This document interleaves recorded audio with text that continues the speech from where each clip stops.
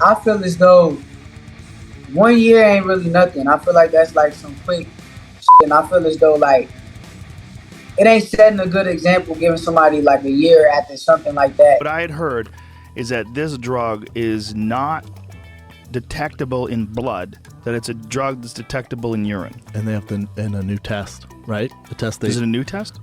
From what I heard too is the USADA. They have a new test. Listen, I've had, I don't know, 50 positive drug tests in my promotional career for different fights. I know how it goes down, but this one was just like, you know, obviously. Shakur Stevenson throws tantrum after Teofimo Lopez cancels the fight.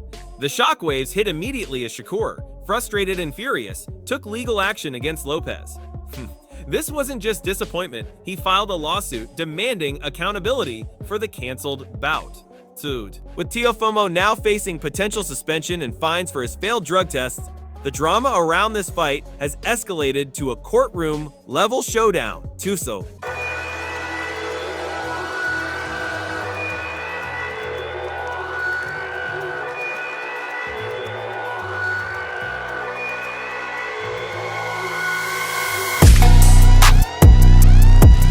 After taking the fight to the courts, Shakur Stevenson didn't hold back. He slammed the idea of Teofimo Lopez receiving just a 1-year suspension, calling it a too quick and unfair. Shakur argued that such leniency sets a dangerous precedent for other fighters, warning that the sport risks encouraging rule-breaking if consequences aren't serious and consistent. Ain't setting a good example giving somebody like a year after something like that, just because of the fact that we got other fighters to come, and if they feel as though they only gonna get a year time for cheating, man, I feel as though that's not fair. Eddie Hearn stepped into the controversy, making it clear the team had no choice but to act. He stressed the importance of handling Teofimo Lopez's failed test and canceled fight through the proper channels. Hearn highlighted the immense corporate damage caused by inaction, defending the lawsuit as a necessary step to protect fighters, promoters, and the integrity of the sport. Stand firm and deal with it in the right way. And you know, you see some people say, "Oh, lawsuits," and I'm not into them. But what's the choice you got? You forget about it, and the damage that is done corporately to our business is immense, huge. So Teofimo Sr. is stepping up to defend his son, insisting that Teofimo hasn't intentionally done anything wrong.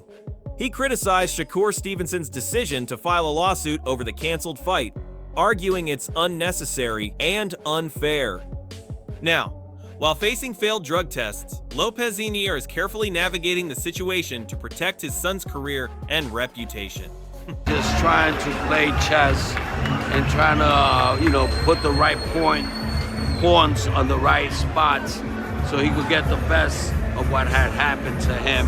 And Rank Warren didn't hold back, blasting the delays and bureaucracy surrounding the fallout from Teofimo Lopez's failed tests. He stressed that it's unfair to the fighters and the sport itself, calling the lack of urgency a piss around.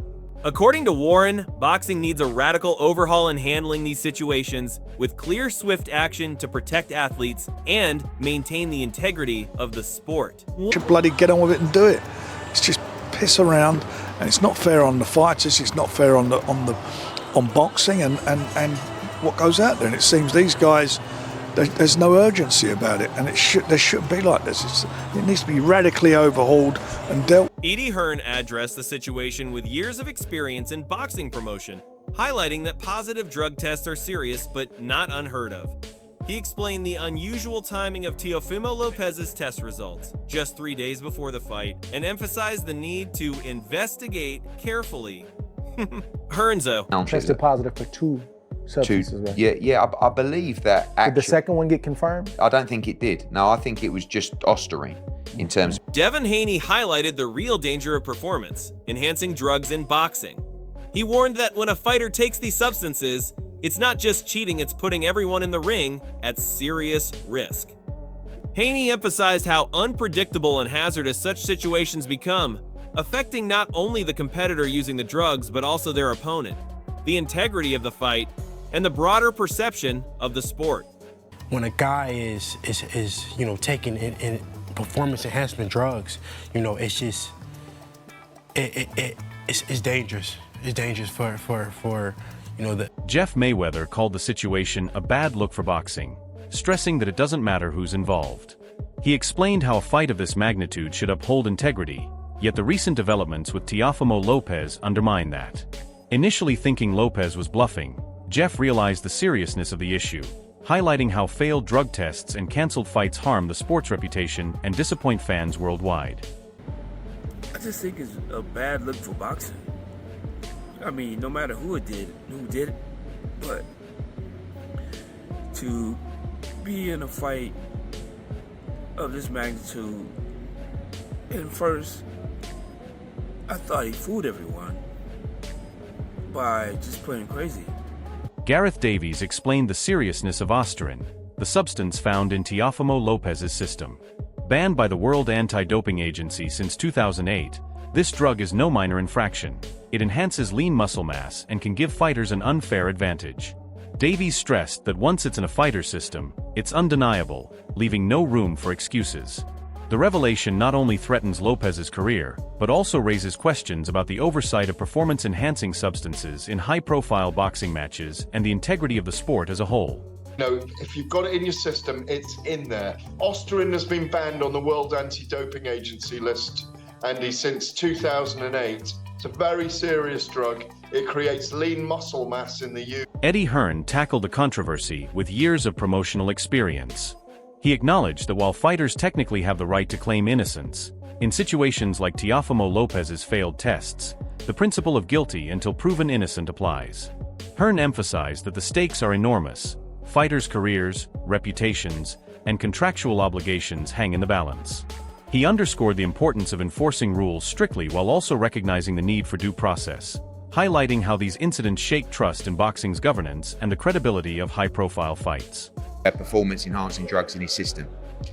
Whether I believe everybody should have the right to protest their innocence. Unfortunately, in this situation, it's guilty until proven innocent. I've been there, right? But one thing we 100% know in this situation. Johnny Nelson reminded fans that drugs don't necessarily make a fighter better. While performance enhancers may increase strength or fitness, they cannot replace skill, strategy, or heart in the ring. Nelson argued that until further information emerges, we must judge fighters on what they actually accomplish, not substances they may have taken. His insight underscores the distinction between physical advantage and true boxing ability, while also reflecting on the broader implications for the sport, its athletes, and the ongoing debate over fairness, integrity, and accountability in professional boxing. 2-minute interview. I always say, it don't matter what drugs you take, it doesn't make you a better fighter. It might make you stronger, might make you fair. It doesn't make you a better fighter, and that's proof.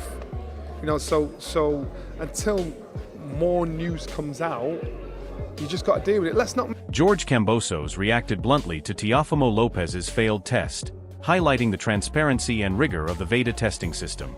He insisted that these tests are reliable, leaving no room for mistakes or excuses. Kambosos didn't hold back, calling out the possibility of cheating as unacceptable, and underscored the ethical responsibility fighters have to the sport. His reaction captures the frustration of peers and fans alike, stressing that such actions damage boxing's credibility, and that those who violate rules must face serious consequences for their choices inside and outside the ring.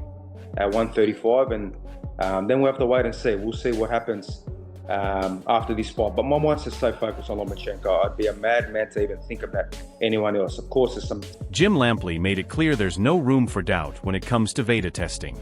He stressed that VEDA is a legitimate scientific organization that has done exceptional work enforcing performance-enhancing drug policies in boxing.